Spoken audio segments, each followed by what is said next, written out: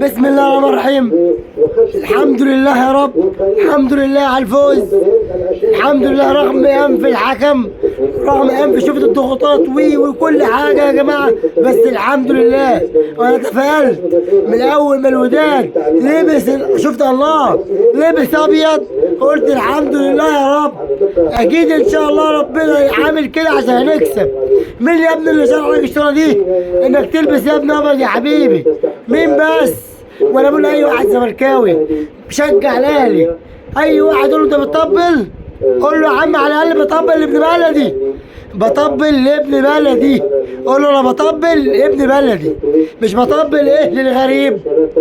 قول للواد اللي جاي من المانيا اللي بيقول له ودادي ودادي، قول له البس يالا، قول له البس.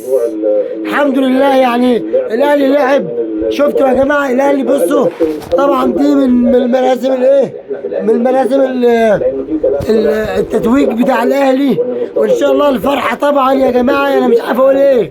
المهم انا فرحان جدا جدا، الحمد لله. يعني الاهلي دايما، ما هو كده معروف، الاهلي دايما مفرحنا يا جماعه، ما هي دي حاجه مقوله شهيره اي حد عارفها، الاهلي دايما مفرحنا. الحمد لله نادي الاهلي اقسم بالله. بصوا يا جماعه طبعا كابتن الفريق بيتكلم، كابتن الفريق بيتكلم يا جماعه، وهو ايه متشجع، جايبين البطوله من المغرب. ما هو مش يا ابني هتكسب ثالث مره على التوالي؟ ده انا ممكن كنت اموت فيه، مستحيل يا جدع، مستحيل تكسب الثالثه على التوالي من الاهلي.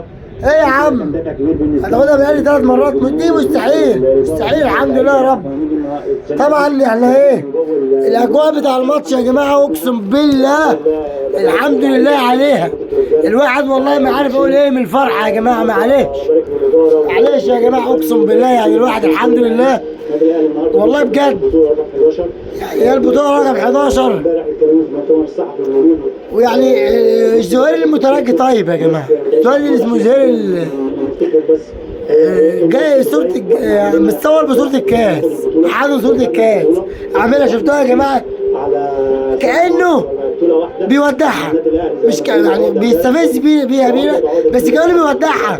الحمد لله. انت بص يا حبيبي، كانت اخر بص عليك اقسم بالله يا جماعة. احنا خدنا البطولة ال 11 من الدار البيضاء، زي ما خدنا قبل تقريبا 10 من الدار البيضاء، والتاسعة لا التاسعة خدناها ايه؟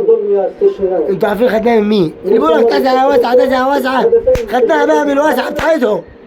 عامة يعني يا جماعة الاهلي رابع مرة على التوالي في كأس العالم للأندية، وإن شاء الله هتبقى السادس مرة، لأن أنت 25 داخل، وإن شاء الله هننافس عليها السنة الجاية. الأهلي يا جماعة 5 غيروا، دم جديد نزل الملعب، يعني يعتبر يلعبوا اساسي. عنده فريق تاني نزل الشوط الثاني، ما شاء الله على الاهلي. الاهلي عنده فريق تاني ما شاء الله يا جماعه. طبعا انتوا شايفين التحليل، الاستوديو التحليلي، وانا بقى مش هطول عليكم يا جماعه عشان ايه بصراحه عايز احتفل. يلا سلام عليكم.